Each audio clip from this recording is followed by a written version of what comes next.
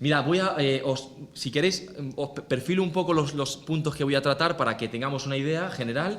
En primer lugar, vamos a ver qué es la Agenda 2030, que quizá, aunque esto seguramente ustedes ya lo sepan, pero muy brevemente, ¿qué es? ¿Vale? Para poner las cosas en su sitio. Después veremos la posición de la Iglesia, ya ha nombrado algo don José Ignacio. Tenemos, digamos, algunos textos, ¿no? Y algunos posicionamientos de la Iglesia, ¿no? De representantes autorizados. Al respecto, no hay una posición oficial, eso hay que decirlo, pero sí que hay posicionamientos importantes. También lo vamos a ver brevemente. Pasaremos a cuestiones formales, aquellas que atañen a todo el contenido, que están presentes en todos los puntos.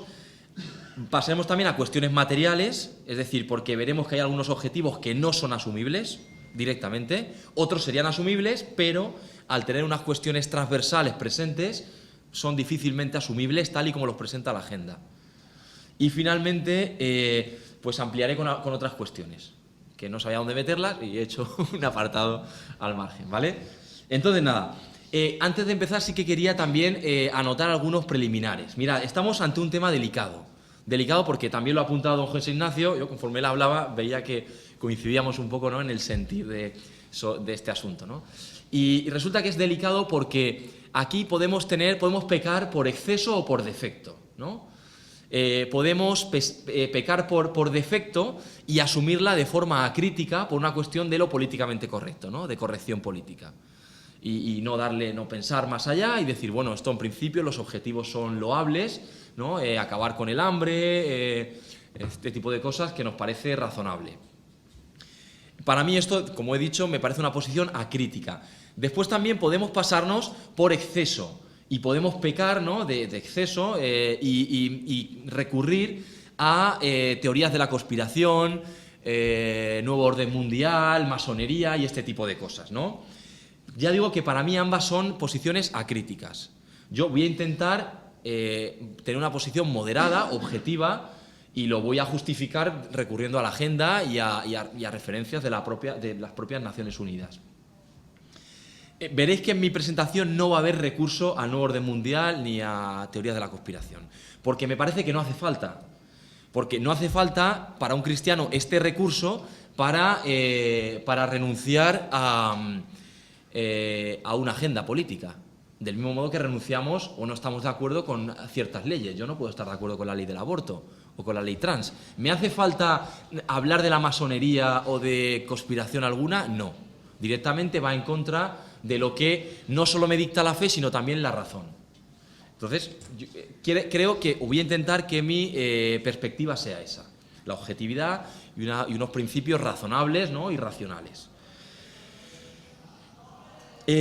Antes de empezar también quería aclarar que la Agenda 2030 sí nos afecta. Sí nos afecta, que no es solamente una agenda que queda en el aire, ¿no?, como en el limbo y que no aterriza en nuestras vidas. Sí nos afecta, y no solo me refiero a que nos prohíban, por ejemplo, utilizar el coche de diésel. Nos afecta, como bien ya se ha nombrado también, en cuestiones de educación, ¿no? De hecho, la LOMLOE introduce la Agenda 2030 en la educación, ¿no? De hecho, en el preámbulo señala, cito directamente, que se reconoce la importancia de atender al desarrollo sostenible de acuerdo con lo establecido en la Agenda 2030. Así, la educación para el desarrollo sostenible y la ciudadanía mundial ha de incardinarse en los planes y programas educativos de la totalidad de la enseñanza obligatoria. De tal forma que, como ya ha dicho también nuestro obispo, las editoriales asocian normalmente contenidos de cada materia a un objetivo de la agenda e incluso modifican también los contenidos, ¿no? Por ejemplo, incluyendo en filosofía, pues ha sido muy polémica la inclusión de muchas autoras, ¿no?, de filósofas, que no estoy en contra de que se incluyan, desde luego, me parece importante, pero no a costa de eliminar a otros pensadores que por cuestiones las que sean, ¿no?, a veces injustas, pero han tenido más repercusión. Entonces, me parece que no está bien privar a los alumnos, ¿no?, de conocimiento de los autores que han vertebrado nuestro pensamiento, sean hombres o mujeres, que es lo de menos. Pero bueno, es una cuestión menor en este caso, ¿vale? Bien, entonces, lo más importante de todo esto, y ya empiezo con el contenido, es que la Agenda 2030, luego hablaré de esto en repetidas ocasiones, nos plantea una antropología, una forma de entender al ser humano distinta a la cristiana, una nueva antropología. Lo veremos, ¿vale? Bien, entonces, comenzamos con el primer punto, ¿no? ¿Qué es la Agenda 2030? Pues, como seguramente ustedes sepan, se trata de una declaración de Naciones Unidas celebrada el 25 de septiembre de 2015 y que tuvo una aprobación por unanimidad. La resolución concretamente se llama, ¿no? De forma concreta, transformar nuestro mundo, la Agenda 2030 para el desarrollo sostenible, por si quieren buscarla en internet y la pueden leer perfectamente. Para empezar, el término agenda ya es problemático en sí mismo, entre otras cosas porque es ambiguo. Agenda puede ser la libreta en la que apunto mis citas, pero también puede ser una agenda política, ¿no? Donde se establece un orden de prioridades y los temas principales que se van a abordar, ¿no? Políticamente. Entonces, y luego, en segundo lugar, es problemática también porque introduce y elimina temas, ¿no? en la opinión pública, de tal manera que lo que hace es establecer una misma forma de pensar, porque además los impone, en cierta manera. Ahora veremos de qué manera se impone esto. Como sabéis también, la Agenda 2030 tiene 17 objetivos y 169 metas, que son como una forma de concretar los objetivos, que son muy amplios, ¿no? Eliminar el hambre, eso es muy amplio, ¿no? ¿Cómo se concreta? Pues se concreta de forma a través de las metas, ¿vale? La resolución, por cierto, no es jurídicamente vinculante. Eso significa que no sabemos bien qué tipo de responsabilidad tendría un Estado que no cumpliese con la agenda. No lo sabemos. Porque, ya digo, no obliga, ¿no? a los Estados. Pero sí que tiene, y esto es importante remarcarlo, tiene una fuerza legitimadora muy potente. Esto significa que con la Agenda 2030 se puede autorizar o validar algo como bueno o como verdadero. Es decir, mediante la Agenda 2030 yo puedo validar una antropología o la ideología de género, por ejemplo, o el aborto, como algo deseable, bueno y justo. Y este es el problema de la agenda, realmente. Sobre todo en educación, ¿no? Porque cuando los libros vinculan los contenidos a objetivos, eso tiene una fuerza mayor. Parece que no lo dice el profesor, no lo dice la editorial, lo dice Naciones Unidas. Por tanto, eso deberá ser verdadero y bueno. Entonces, si se habla del aborto, por ejemplo, parece que está validado, ¿no? Legitima el aborto la Agenda 2030 de esa forma. Bien, la posición de la Santa Sede, ya digo, hay muchos textos, muchas referencias al respecto, pero yo creo que con estas tres intervenciones es suficiente para entender que la Iglesia matiza mucho la Agenda 2030 y, sobre todo, tiene muchas reservas. La primera a la que hago referencia, es el discurso del Papa ante la Asamblea General de Naciones Unidas del 25 de septiembre de 2015, el mismo día en el que se aprobó la Agenda 2030. Claro, como fue el mismo día, es un discurso el menos crítico, podríamos decir, ¿no? El Papa interviene el mismo día, ¿no? que se aprueba la agenda. Entonces, digamos que imagino que tampoco tendría mucho tiempo y mucha capacidad para estudiar el asunto, ¿no? y valorar los contenidos. Y también no es muy crítica esta intervención porque también trata muchos otros temas. Es una intervención muy extensa en la que la Agenda 2030 ocupa un lugar pues, no principal, ¿no? ¿Qué dice allí? En primer lugar, señala que se trata de una señal de esperanza, la Agenda 2030. Pero a continuación dice, cuidado, porque los pilares de esta agenda deben ser los siguientes. Y lo leo literalmente. Dice, estos pilares del desarrollo humano integral tienen un fundamento común, que es el derecho a la vida y, más en general, lo que podríamos llamar el derecho a la existencia misma de la naturaleza humana. Por tanto, está diciendo que los pilares deben ser, porque no lo han sido, deberían ser el derecho a la vida en primer lugar y el derecho a la naturaleza humana, es decir, los derechos naturales que ha defendido la Iglesia siempre. ¿Vale? Bueno, qué decir tiene que la naturaleza humana como tal es puesta en duda, ¿no? por la perspectiva de género. Bien, pero luego hablaremos un poco más de esto. En cuanto a la nota del observador permanente de la Santa Sede, que fue Monseñor Bernardito Auza, que ahora es nuncio en España, fue la nota que la Santa Sede dirigió un año después de la aprobación de la Agenda 2030, donde tuvo ya tiempo para reflexionar, para estudiarla a fondo. Este texto es muy crítico, podéis leerlo, podéis descargarlo en internet, y es un texto crítico. En primer lugar, como siempre, pues reconoce las aspiraciones justas y loables de la Agenda 2030. Pero a continuación, ahí aparece una ristra importante, ¿no?, de aclaraciones y de reservas. Reservas, entendamos, dudas, ¿no? Dudas o incluso puntos inconvenientes, ¿no? Puntos en los que la Santa Sede no está del todo de acuerdo. Yo he recogido los más importantes, pero hay más, y aún así me parece son muchos para una presentación de este tipo, pero voy a intentar ser breve. Mira, en primer lugar, reclama el derecho al aborto, la Santa Sede, de los no nacidos y también de los ancianos. Al respecto dice además que la salud reproductiva no debe, desde luego, incorporar el aborto. Cosa que sabemos que no es así, ¿no?, que incorpora el aborto cuando se habla de salud reproductiva.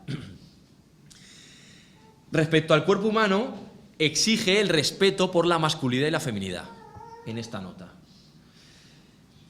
Dice además que cuando se habla de género debería entenderse una identidad biológica, sujeto o con un estrato biológico y por tanto referida a lo masculino y lo femenino de forma natural. También pone en duda, ¿no?, o prefiere utilizar otro término al término empoderamiento. Frente a empoderamiento, prefiere promoción de las mujeres. Entre otras cosas porque la idea de empoderamiento presupone una especie de lucha de sexos o de género. Y dice abiertamente, ¿no?, en este caso la Santa Sede, que la promoción femenina corre paralela a la masculina. También se queja en esa nota de la imposición que podría haber por parte de los estados occidentales frente a los estados en vías de desarrollo.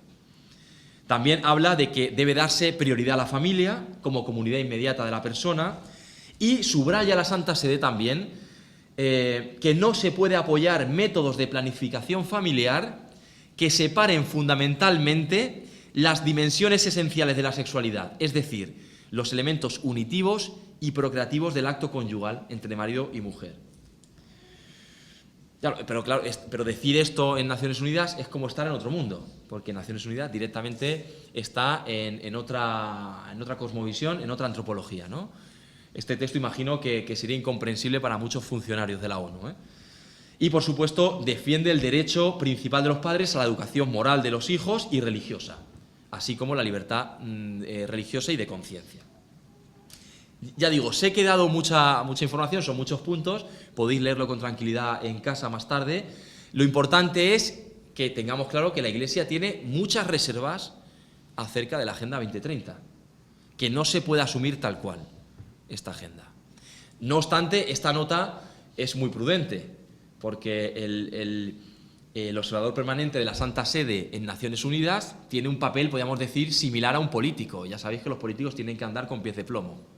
Por tanto, esta nota, digamos que va a lo fundamental, a lo que la Iglesia no puede aceptar de ningún modo.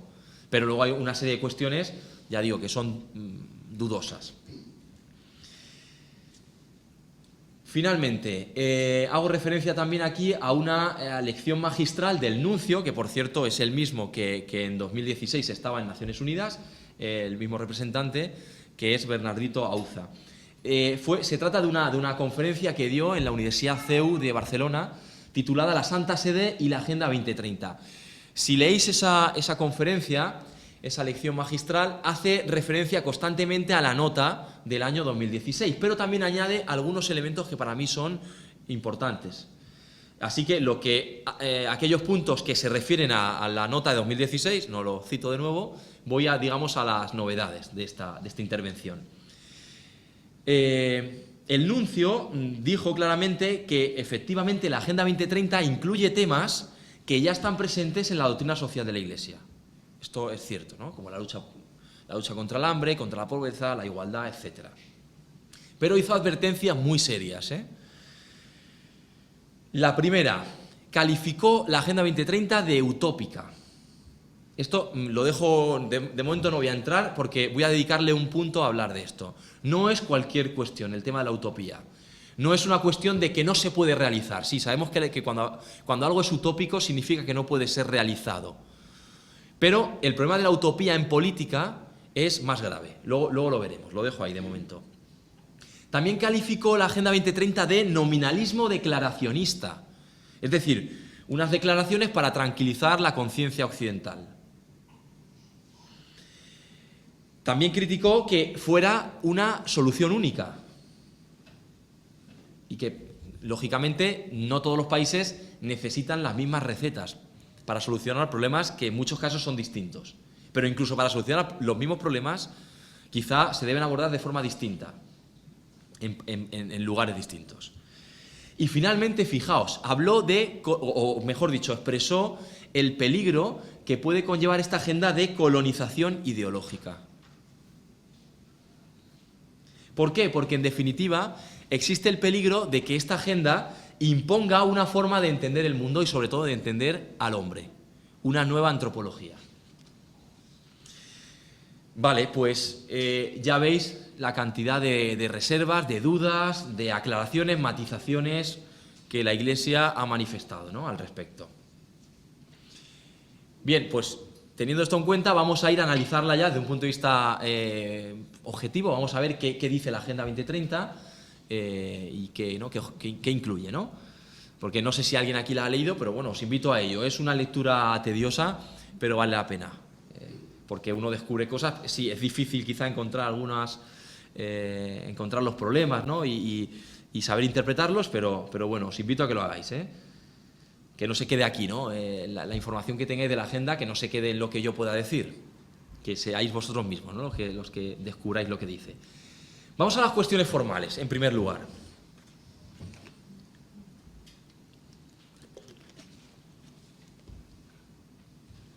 El primer punto, mira, transversalidad de la ideología de género. Cuando leéis la agenda, hay un apartado, antes de llegar a los objetivos, hay una serie de apartados, pues bueno, que hablan de distintas cosas, ¿no? En este caso hay un apartado que se titula La nueva agenda. En el punto 20 dice lo siguiente: la incorporación sistemática de una perspectiva de género en la implementación de la agenda es crucial. Si leéis la agenda, veréis que la cuestión del género se cuela en cualquier parte. Y de hecho hay un lenguaje que reafirma esa lucha de clases que ahora sería de géneros, ¿no? Constantemente se habla de empoderamiento de las niñas, de las mujeres, etcétera, etcétera, ¿no? Yo creo que, llegados a este punto, hace falta que matice y que diga qué es la ideología de género, aunque sea de forma así como muy esquemática.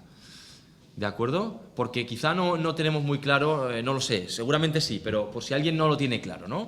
Mira, la ideología de género es una antropología, principalmente. Es una nueva forma de entender al ser humano que se opone radicalmente a la forma cristiana de entender al ser humano. Se trata de una antropología construccionista, según la cual no hay nada dado, no hay nada natural, sino que uno tiene que hacerse. De tal forma que sobre todo debe hacerse en lo sexual. Hasta aquí uno dice, bueno, esto no me suena mal del todo, podría decir. A mí, desde luego que me suena, ¿no? Pero bueno, podríamos decir, tampoco pasa nada, ¿no? Pero si vamos al siguiente punto, entonces quizá ya empezamos a ver los peligros de la ideología de género. Y resulta que si no hay nada natural, tampoco hay ningún comportamiento natural, sexual, ni de ningún tipo. De tal manera que una relación, vamos a decir, consentida, o en el matrimonio, una relación sexual entre un hombre y una mujer que se aman, tiene el mismo estatus moral, biológico, filosófico, antropológico que la que se pueda tener, y no quiero poner ejemplos por si acaso, porque está siendo grabado, ¿no? Pero que la que se pueda tener, pues no sé, con un menor de edad. Porque no hay nada natural. Porque el cuerpo humano no tiene ningún lenguaje, no dice nada sobre la sexualidad. Esto es la ideología de género. Entonces, resulta que la agenda, podríamos hablar más, es esto en resumidas cuentas, entonces la agenda lo que está haciendo es incorporar una antropología, vamos a decir, no quiero decir anticristiana, pero bueno, opuesta, abiertamente contraria al cristianismo, a la cristiana. Avanzamos. Más cuestiones formales. Adanismo y actitud revolucionaria.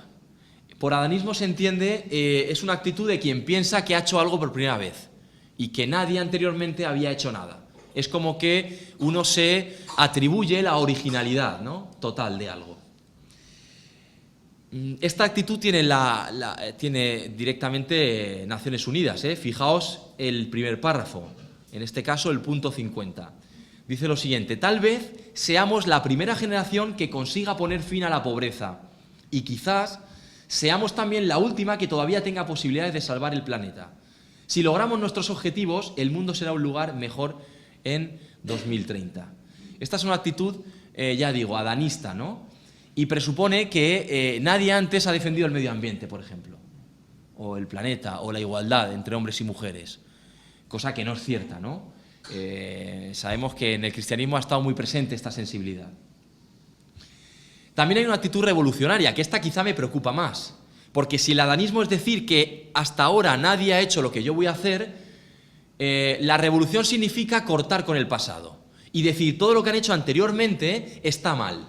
Y por tanto yo voy a comenzar de nuevo algo completamente distinto que va a ser lo correcto, que nos encamine precisamente, como bien dice el primer párrafo, a un mundo mejor.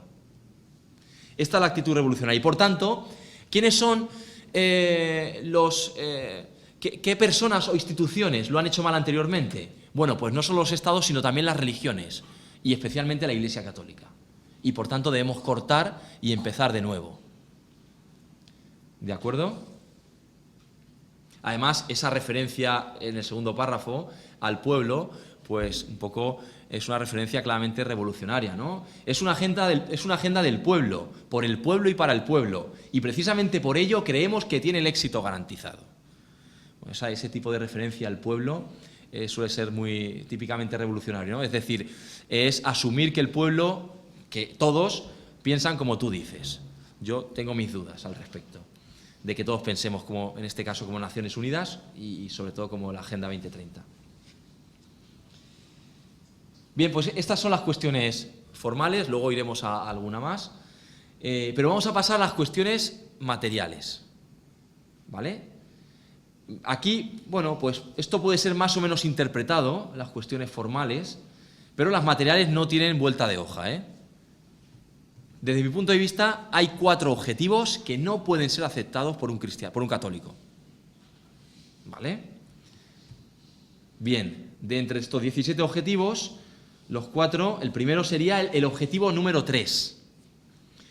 Garantizar una vida sana y promover el bienestar de todos a todas las edades. Concretamente, en la meta 3, en la séptima meta de este objetivo, fijaos lo que dice: de aquí a 2030, garantizar el acceso universal a los servicios de salud sexual y reproductiva, incluidos los de planificación familiar, información y educación, y la integración de la salud reproductiva en las estrategias y los programas nacionales, es decir, anticonceptivos y aborto. Primer objetivo que no se puede asumir, pero ya no por una cuestión formal, por una cuestión de interpretación antropológica de lo que quiere decir, como hacíamos antes, no, directamente porque el objetivo de la agenda en este caso es promover el aborto y no puede ser asumido.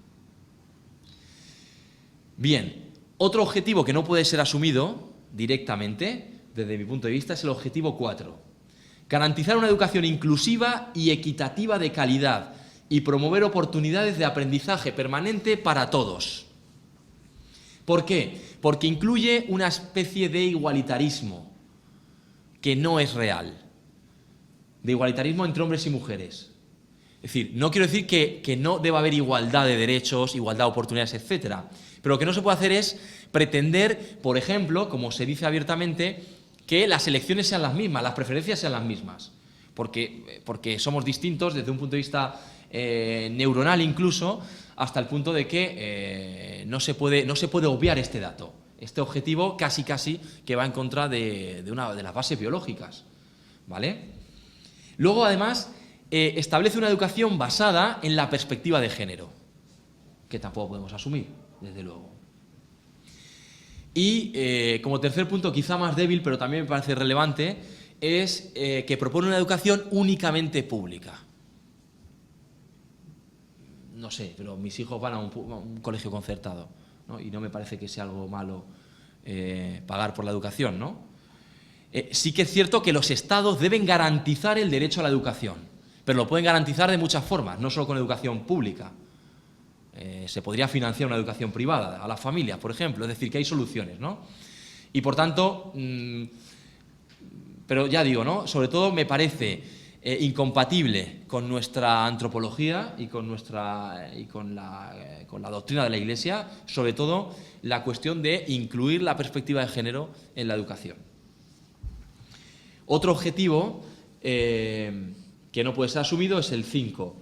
Lograr la igualdad de género y empoderar a todas las mujeres y las niñas. De nuevo se habla de salud reproductiva, salud sexual y reproductiva y los derechos reproductivos. Y por supuesto de políticas de género, que ya no serían exclusivas de la educación, sino que deberían ser transversales en todos los Estados miembros de Naciones Unidas. De nuevo, este objetivo no se puede aceptar, porque incluye el aborto y la antropología basada en el género. Y finalmente, el objetivo 13. Adoptar medidas urgentes para combatir el cambio climático y sus efectos. Este objetivo quizás sea el más polémico y hasta última hora estuve dudando si incluirlo o no incluirlo, porque los tres anteriores me parecen obvios. Quizá este cueste un poco más verlo, pero voy a intentar explicarlo. Es más, e incluso he puesto un ejemplo que a continuación aparecerá. Entonces, para mí este objetivo, hablar del cambio climático originado por el ser humano, presupone unas tesis ecologistas más o menos radicales. Yo no estoy diciendo, y esto quiero que quede claro, que no haya problemas ecológicos concretos, localizados o incluso a gran escala. Pero no podemos asumir el discurso ecologista, que está basado en esos 3 puntos que ahí recojo. Primero, catastrofismo climático, lo cual no puede ser demostrado científicamente. No podemos asegurar que el cambio climático, entre otras cosas, sea producido por el ser humano. Lo que pasa es que esto se ha asumido de forma muy acrítica y hay muchos científicos que ya se están manifestando en contra. Bien, por tanto sería asumir esto, que es dudoso de entrada. Pero es que además sería asumir lo siguiente, que el ser humano es el causante del cambio climático, lo cual tampoco puede ser demostrado. Y más todavía, sería asumir una filosofía antihumanista, donde se entienda al ser humano como un ser esencialmente dañino para el medio ambiente. Y que por tanto, ¿qué hay que hacer con él? Disminuir la población. Porque es la única forma que tendríamos de salvar el planeta. Y esto ya se está diciendo abiertamente. Mira, el ejemplo que yo quería poner, esto es una página de mi libro de filosofía de primero de bachillerato. Este libro además lo he elegido yo. Y es de la editorial Oxford en concreto, y os aseguro que es de los mejores que hay en cuanto al contenido. Pero claro, tienen que pasar por el aro, ¿no? Y aceptar esa vinculación de los contenidos con los objetivos de la Agenda 2030. No sé si, creo que no se ve bien, pero justo a continuación del título dice SOS, salvar el medio ambiente, aparece ahí el icono de la Agenda 2030. Eso significa que esta página tiene una vinculación directa con los objetivos, ¿vale? Fijaos lo que dice, entre otras cosas, este titular es un fragmento de una noticia del País. El virus más primitivo del planeta. ¿Quién es ese virus? El ser humano. ¿Comer contamina? Bueno, propone ahí una especie de veganismo, etcétera, etcétera. Lo digo para que se vea claramente cómo esa filosofía antihumanista es real, está ahí, está presente en la Agenda 2030. Más todavía, por si tenemos dudas, mirad, yo dije, bueno, voy a ver si hay alguna vinculación entre el cambio climático y la reducción de la población, porque era algo que yo había escuchado, que había leído en algunos sitios, y dije, bueno, voy a ir a la fuente principal, ¿no? Que en este caso son las páginas oficiales de Naciones Unidas. En este caso fui al Fondo de Población de las Naciones Unidas, ¿vale? Y entré en la parte de, creo que de qué hacemos, sino, sí, la parte qué hacemos, ¿no? Desplegué esa pestaña y nos encontramos con esto, ¿no? Ahí aparece en asuntos de población, uno de ellos es el cambio climático. Pero bueno, si continuamos un poco más y pinchamos en... Fijaos que no he hecho ninguna investigación muy elaborada, ¿eh? Ha sido simplemente entrar en la página. Y si pincháis ahí, aparece, entre otras cosas, se habla de avanzar para asegurar un planeta más resiliente, donde directamente se dice lo siguiente. Este trabajo ayuda a asegurar que las políticas climáticas nacionales incorporen cuestiones de salud y derechos sexuales y reproductivos, es decir, aborto. ¿Vale? O sea que Naciones Unidas sí vincula directamente problema climático, aborto, mediante la idea de sobrepoblación o falta de recursos, etc. Bien. Por tanto, ¿existe en la Agenda 2030 una perspectiva antihumanista? Sí la hay. Aquí lo vemos claramente, ¿no? Bien, después, si tenéis alguna duda sobre esto, estaré encantado de dialogar con vosotros en lo que haga falta. Bien, ¿cuál es el problema de los contenidos?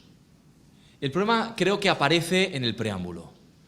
Porque si vamos al preámbulo, leeremos sobre todo esta frase que ahí subrayo. Dice, los objetivos y las metas son de carácter integrado e indivisible. Es decir, que o lo coges todo o no coges nada.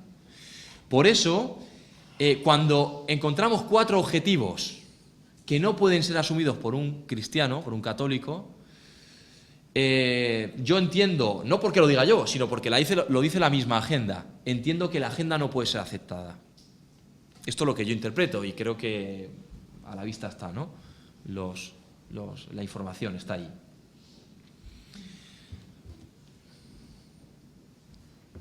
Bien. Vamos a pasar a otras cuestiones. ¿Qué pasa con la familia y la religión?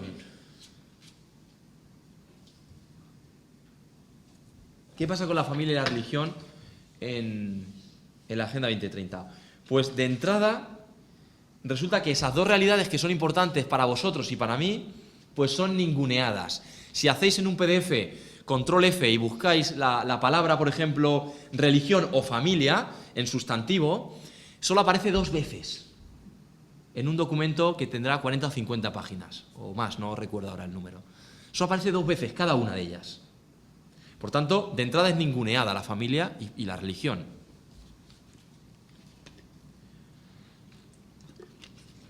Familia, por cierto, aparecerá más veces cuando se hable de planificación familiar, ahí sí, pero como adjetivo, no como sustantivo. Y ya sabemos a qué se refiere la planificación familiar, que es básicamente promoción de la anticoncepción y el aborto. Entonces, pero no solo es ninguneada la familia y la religión, sino que además también tienen connotaciones negativas. La religión, las 2 veces que aparece como una fuente de posibles conflictos, de discriminación. Siempre dice, no, todo esto será aplicado a todas las personas sin más allá de su condición, ¿no? Sin discriminación por sexo, nacionalidad, religión, etc. Y la familia, por cierto, también tiene connotaciones negativas porque la agenda manifiesta que ha de ser reducida. Aboga claramente por la reducción, ¿no?, del número de hijos, por la reducción de las familias.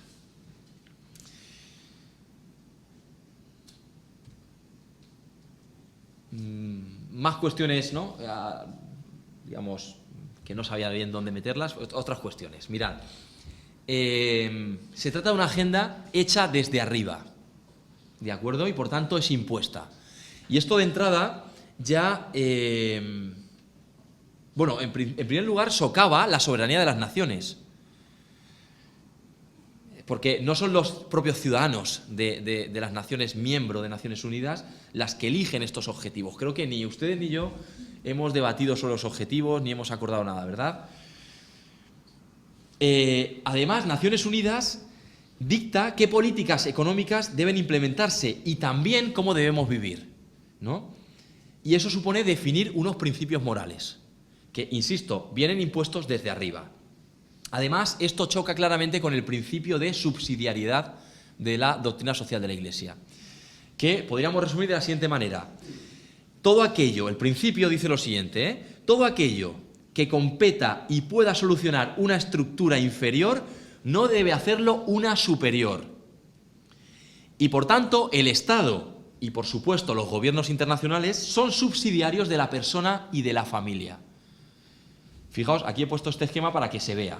Aquello que la persona o la familia pueda solucionar, como puede ser dotarse de unos principios morales, no debe hacerlo el Estado y mucho menos la comunidad internacional. Pero para que se entienda el peligro de esto, voy a poner un ejemplo. ¿A quién compete la educación de los niños? Educación, sobre todo, moral y religiosa. ¿A quién compete?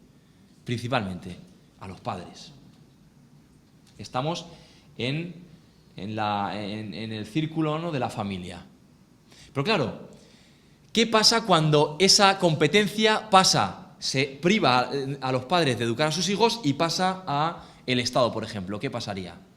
Pues que hay un claro problema de despotismo y sobre todo de ingeniería social, ¿no? Es decir, de transformar la sociedad a mi antojo, al antojo del poderoso, ¿no?, del que tiene la capacidad. Pues esto pasa claramente con la Agenda 2030. Es decir, nos están dando una moral que viene de arriba impuesta, ¿no? Y por tanto, ya digo, ¿no?, el Estado y sobre todo el gobierno Naciones Unidas no respeta este orden, ¿no? Y por tanto ya no es una institución subsidiaria. Pasa a ser la prioritaria, ¿no?, la principal. Otro segundo punto del que quería hablar era hacer referencia a lo utópico de la agenda, de lo que ya el nuncio señalaba, ¿no?, cuando leíamos su conferencia. Mirad, ¿por qué digo esto? Fijaos, en el punto concretamente 7, titulado, es un apartado titulado dentro del texto de la agenda, titulado Nuestra visión de futuro. Fijaos lo que dice, solamente leo una frase, Aspiramos a un mundo sin pobreza, hambre, enfermedades ni privaciones. Esto claramente es utópico, esto no se va a conseguir. Y uno dice, bueno, no está mal, ¿no?, que uno se proponga objetivos utópicos. Está mal en política. ¿Alguien de vosotros votaría a un partido cuyo, ¿cómo se llama?, cuyo, tenía por aquí, programa electoral fuera abiertamente utópico? ¿Lo votaríais? Porque yo no.